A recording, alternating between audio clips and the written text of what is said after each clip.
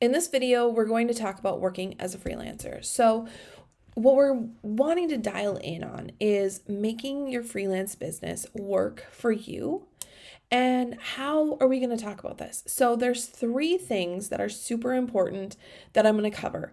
And the first thing is boundaries. So, boundaries are super important. When you're working as a freelancer, you need to know when you're working, you need to know how long you're working, and you need to know why you're working. Okay, so when you look at those three things, that's where you can put boundaries on your time. So you know where your priorities are. For me, it's a master list that I work from every single week.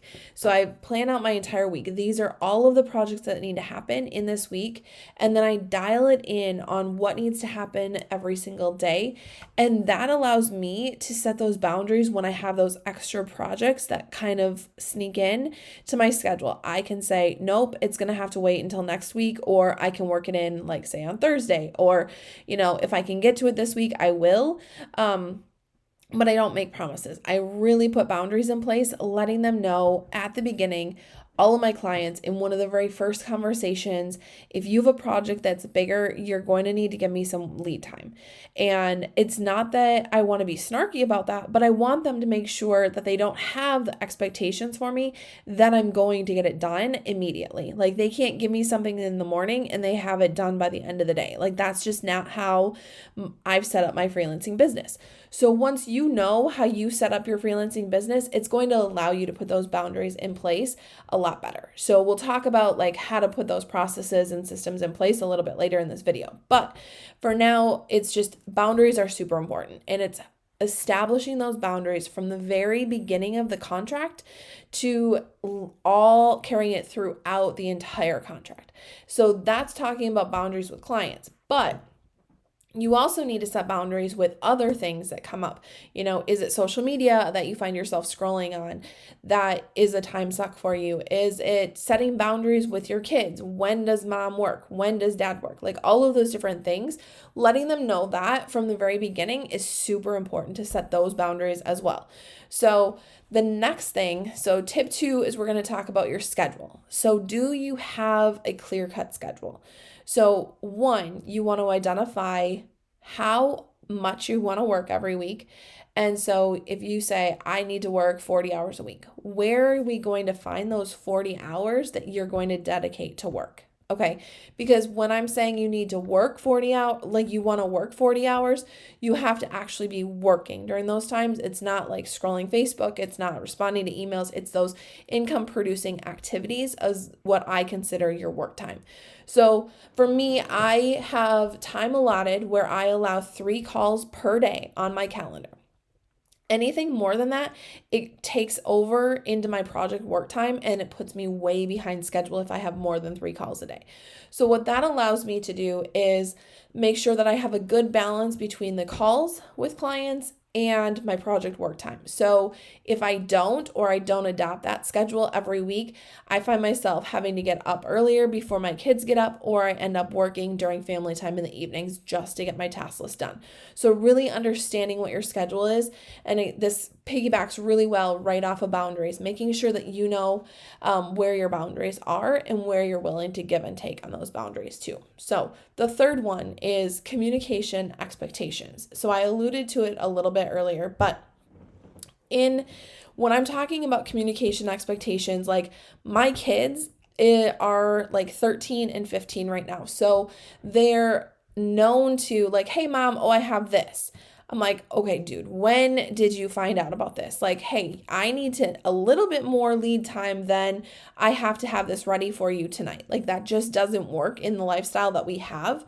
So I need to know as much as I can in advance. So it's setting those expectations. So as soon as they know what's going on, they are instructed to send me a calendar invite. So 1, I don't have to put something on my calendar. They send me the calendar invite and it magically appears on my calendar. So that's a great way that we have established in my household to make sure that everyone's on the same page with things going on. What I also feel like that is doing is it's teaching them how to be independent in the future as well. So let's talk now about communication expectations with clients, okay? So from the very beginning of conversations with a potential client, I let them know what it looks like to have communication with me. So I have clients in 3 different buckets. I have high priority clients, medium priority, and low priority. So my high priority clients, what that qualifies them is I need to be working on an active project with them, or I need to be doing something with them on a regular weekly basis. Okay, so those are the people that I touch base with every Friday before I leave work, like giving them a recap for the week, letting them know like what my plans are for the next week, and letting them know when I need content or whatever I need from them to set my week off right from the beginning next week. Okay, so those are high priority clients for me. And when I let them know my expectations, I don't usually have people who miss their deadlines. And if they do, I just let them know, like, hey, I'll get to it if I can this week. It might be pushed back to next week. Again, just depending upon my bandwidth. So then, who are my medium-based clients? So those are my clients that I talk to maybe a couple times a month. Maybe I do one project for them a month that's just ongoing, but it's a regular communication. And so I have that show up as a reminder on my calendar to follow up with so-and-so. Those medium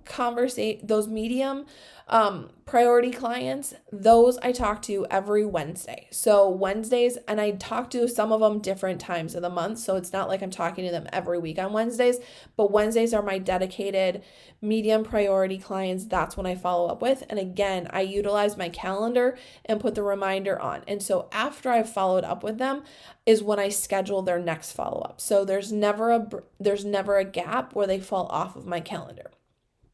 Then those low priority clients. So those are people that I typically am finishing up a project with, and they just need me to stay on in case they need any tweaks, or it's been a while since I've communicated with them. Those people I follow up with on the 20th of every month. So if it falls on a weekend, I adjust that a little bit, but I have a list of people that I follow up with. And then if the contract ends before the next 20th, I just adjust my list accordingly. But that's where it's always on my calendar. I know who I'm following up with, and I make sure that no one falls through the cracks. And I have conversations with clients all the time that they're like, you are so on top of it. You are such a great communicator. You never leave me hanging. And like, that's a huge compliment for me, because that's something that it's a really high expectation that I have of myself to make sure that I'm communicating with people on a regular basis. I think communication is one of the keys to freelancing success. But it's also like setting up those communication expectations, letting people know from the very beginning, like, don't expect me to communicate on the weekend. Like, that's my family time. That if I am working, like, that's one thing. Some clients, just don't get a response on the weekend, and, you just have to train them from the very beginning, okay, of what your communication expectations are. So let's talk about working as a freelancer and let's go back to why you work as a freelancer. Okay, so for me, it's to own my schedule and it's to own my family time. So again, it's setting my priorities up in the order that I have them as priorities. Okay, so when I'm working, like, that's what I have in mind. I work when it makes the most sense for me, when it makes the most sense for my family, and to achieve the goal of having the financial freedom that I desire.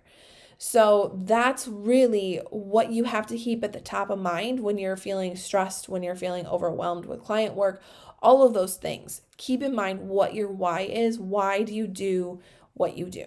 Okay.